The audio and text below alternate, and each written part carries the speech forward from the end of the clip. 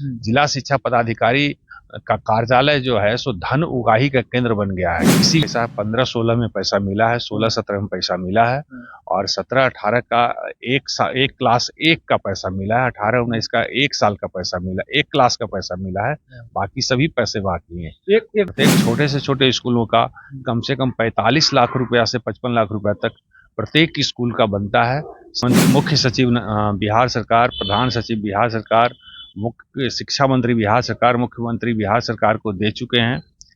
जिला शिक्षा पदाधिकारी ही कथित तौर पर चोर है तो निजी स्कूल वाले को आरटी अधिनियम का पैसा मिलेगा कहां से? निजी स्कूल वाले पत्र पर पत्र जारी कर रहे हैं लेकिन पैसा नहीं। करोड़ों रुपया की मुख्यमंत्री जी यात्रा कर रहे हैं लेकिन मुफ्त में पढ़ने वाले बच्चों के लिए पैसा नहीं। ये देशी तंत्र की टीम के खबरों का ही असर है कि आरटी अधिनियम जमीन पर लागू हो।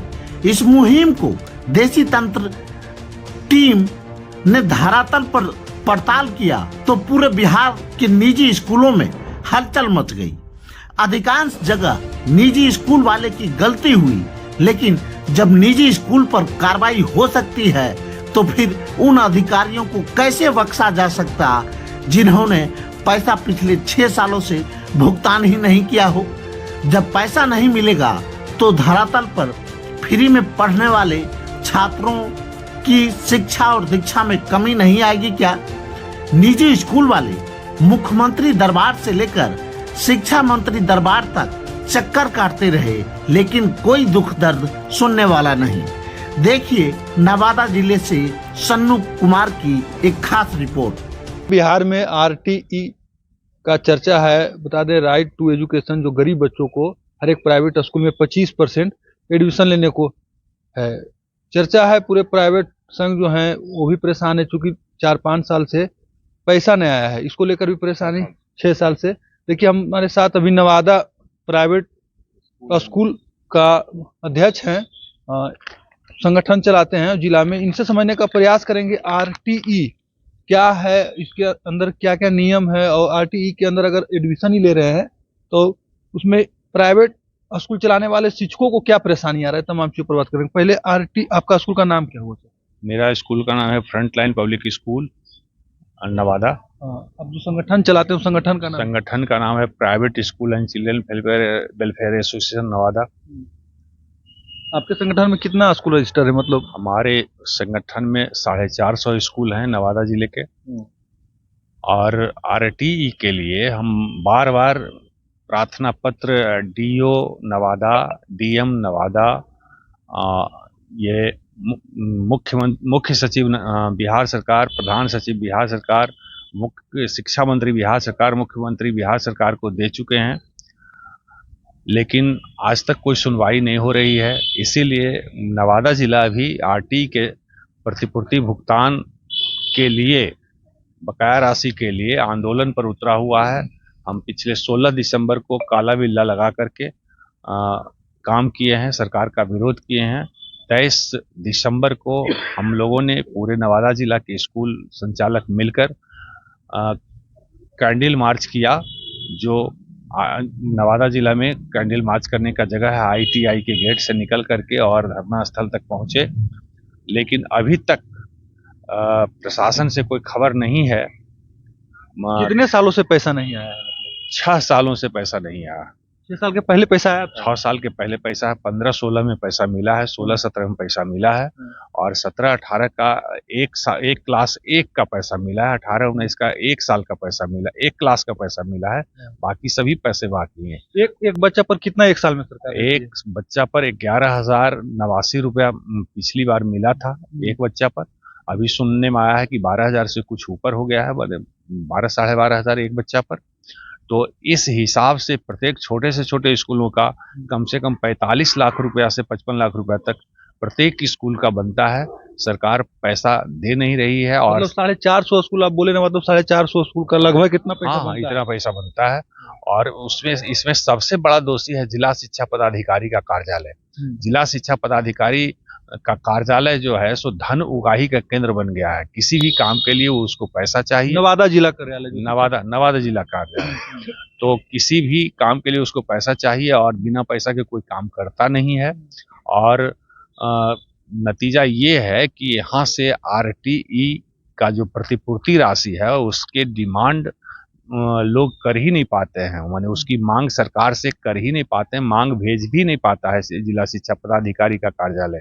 तो जब मांग ही यहाँ से नहीं जाएगा तो सरकार से हम कैसे अपेक्षा करें कि वो पूर्ति करे। बिहार के और तमाम जिला में क्या मतलब हो पा रहा है पूर्ति? कई जिलों में, जैसे बगल के नालंदा जिला में अधिकतम पेमेंट हो चुका है, बहुत कम बकाया है, और बाकी जिलों में भी इसी तरह से मेरे ही जिला की तरह सब जिलों में बाकी है। चूंकि मैं जिलाध्यक्ष हूँ तो सभी जिलाध्यक्षों से मेरी बातचीत होती है और सबके बारे में पता भी है। और इस प्रतिपूर्ति राशि के लिए मैं 8 अगस्त 2022 में कोरोना काल में मैं मुख्यमंत्री के जनता दरबार तक गया। मुख्यमंत्री ने कहा कि कोरोना काल के चलते बकाया है। मैंने कहा कि जी नहीं, पहले से बाकी चल रहा है। तो उन्होंने कहा कि शिक्षा मंत्री से मिलिए। शिक्षा मंत्री से मिलने के बाद विजय कुमार चौधरी थे, उन्होंने कहा कि हाँ तुरंत व्यवस्था करते हैं, लेकिन आज तक व्यवस्था नहीं हुई है। और यहाँ नवादा जिला का अधिकतम स्कूल इस पैसे के अभाव में एक तरह से कंगाल बना हुआ है। सरकार कुंभकर्णी के नींद में सो रही है और स्कूल सारा कंगाल हो चुका है, जबकि अधिक से अधिक गरीब के बच्चे हमारे एसोसिएशन के छोटे छोटे स्कूलों में ही पढ़ते हैं, जिसका कंटिन्यू करना बहुत आवश्यक है। अगर ये सब स्कूल कंटिन्यू नहीं करेंगे तो गरीब के बच्चे को पढ़ने के लिए स्कूल नहीं मिलेगा।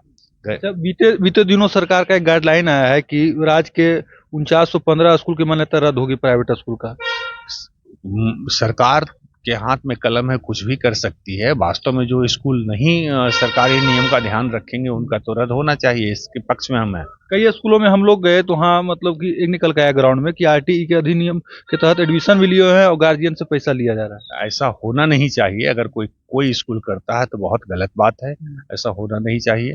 चूंकि हम गरीब के बच्चों को पढ़ाने के लिए जब एडमिशन लिए हैं तो चूंकि उससे कोई पैसा नहीं लिया जाना चाहिए। क्या है आरटीई क्या गाइडलाइन, क्या है प्राइवेट स्कूलों को? गाइडलाइन ये है कि जैसे स्कूल उस बच्चों से कोई पैसा नहीं लेगा और उसके लिए सरकार प्रतिपूर्ति राशि के रूप में पर बच्चे 12,000 रुपया देगी 1 साल में।